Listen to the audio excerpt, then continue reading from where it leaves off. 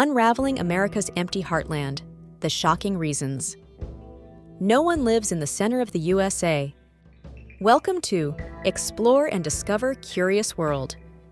If you're a lover of the strangest curiosities, incredible news, and hidden wonders of our planet, you've come to the right place. On this channel, we explore everything that is fascinating, bizarre, and astonishing. And today, curious friends, we're diving into a topic that will leave you puzzled and make you chuckle. Why does no one want to live in the center of the United States? Yes, you heard that right. We're talking about those vast stretches of land where even the cacti seem to have packed their bags for more lively destinations. Grab a drink and get comfortable, because we're about to embark on a 12-minute journey through one of the modern mysteries of America. Let's start with some impressive data. According to the United Nations, in 2023, India surpassed China as the world's most populous country. And the United States? Well, it ranks third with 335 million people.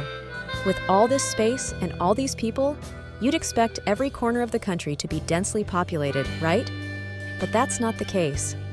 The distribution of the American population is nothing short of peculiar.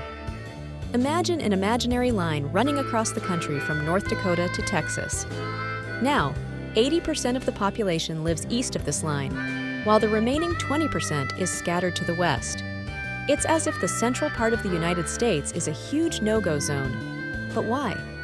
History and geography provide some interesting answers.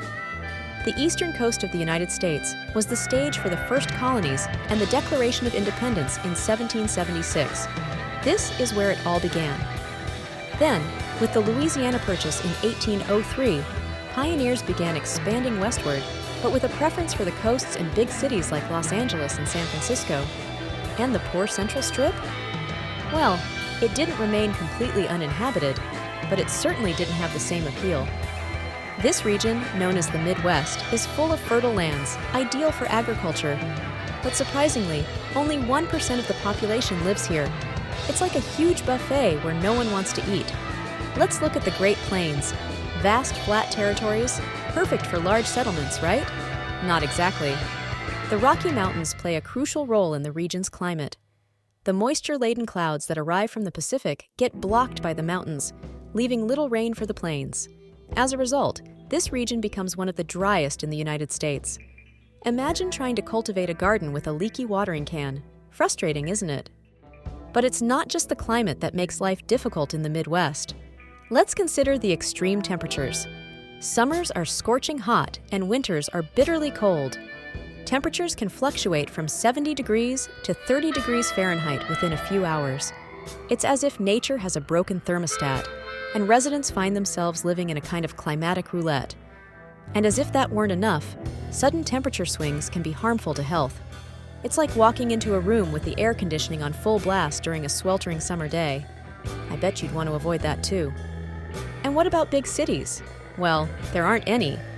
While California, as dry as the Great Plains, has a network of irrigation canals that make it livable, the Midwest has been left dry, literally and figuratively. A quick look at Europe shows another interesting comparison. In Germany, for instance, people live in large cities scattered everywhere.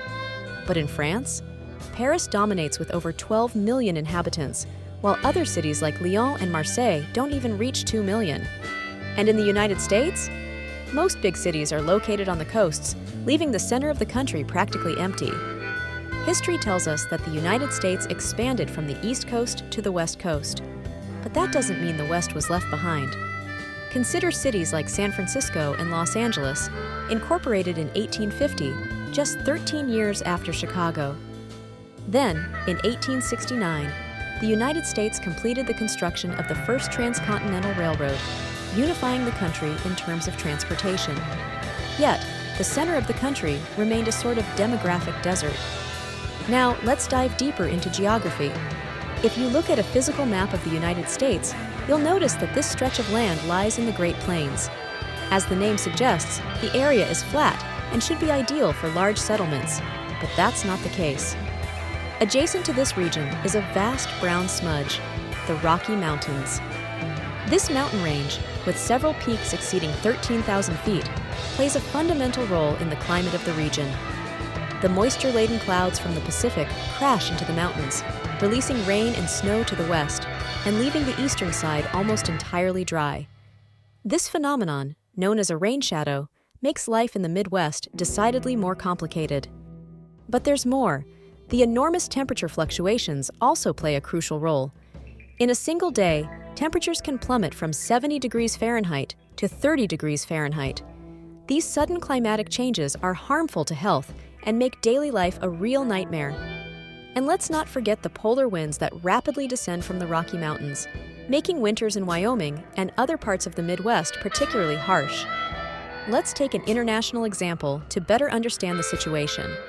Think of Australia, a country known for its immense arid areas. Almost 70% of Australia is considered arid or semi-arid, a polite way of saying it's a desert. And where do most Australians live? On the coasts, of course. 90% of the population lives in large cities like Sydney and Melbourne, leaving the interior sparsely populated. This pattern is surprisingly similar to that of the United States, where the coasts are crowded and the center of the country is almost empty. But there's more to the story. Even though the Midwest might seem like a perfect place for agriculture due to its fertile lands, the arid climate and temperature fluctuations make this activity very challenging. Without an adequate irrigation system, like that of California, large-scale farming is nearly impossible. And this, of course, affects the region's ability to support a large population. And let's not forget the economic aspect.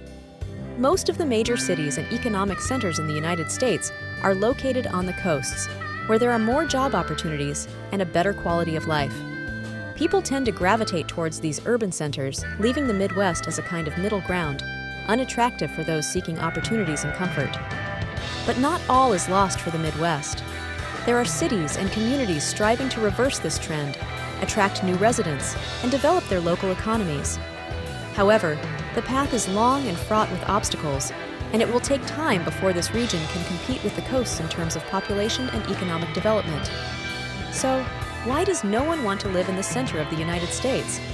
History, geography, extreme climate, and the lack of big cities all play a role in this situation. It's a combination of factors that makes this vast region unattractive to most people. But now, we want to hear from you. Do you think that with a bit of irrigation and some new cities, the center of the United States could become the next hotspot? Or do you think it will always remain a vast, empty expanse? Let us know in the comments below. And if you enjoyed this video and want to continue exploring curiosities and oddities from around the world, don't forget to subscribe to our channel, Explore and Discover Curious World. Hit the bell to not miss any of our bizarre adventures. Until next time, curious explorers.